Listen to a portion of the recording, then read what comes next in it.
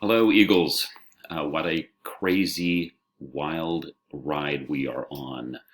We are in this together. That seems like good news, I think, knowing that the only way we're going to get through this is by pulling together. And kind of as a model of that, I want to share a story I came across on Facebook this weekend. It was from Jessica Robinson. Mrs. Robinson, the science teacher, had shared this, so it's not original to me.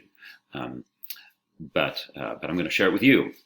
So there's an anthropologist, Margaret Mead, a respected scientist, who was asked at one time what she thought was the first sign of civilization. What was the first mark that we had made, that we had, as a species, become, a civilization that could thrive. And the questioner thought probably the answer would be something about fish hooks or spearheads or clay pots, or something that something buried that showed evidence of a civilized society. And her answer surprised the person who asked the question. Her answer was, Margaret Mead's answer was, the first sign of civilization was a fractured femur, the thigh bone, that had healed. So for background, fractured femurs in the animal kingdom don't heal. If you break your thigh as an animal, you die. You can't get away from danger. You can't find food. So any fractured femurs you find in the animal kingdom stay fractured, and that animal didn't survive the experience.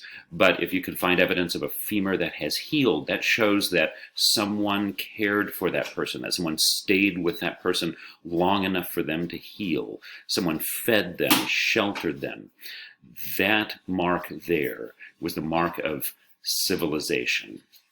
So we are at our best when we care for each other. That's the mark of a civilized group, and that's what we can do. Here's how I'm going to do that today, and here's what I'd recommend for you. If you can find a way to make someone else smile, that would be good. If you could find a way to let someone else help you find a smile, that would be good too. Now, I typically end every class by saying the same thing. I'm going to modify it. I tell everybody, go be awesome. Just be awesome in your own house today.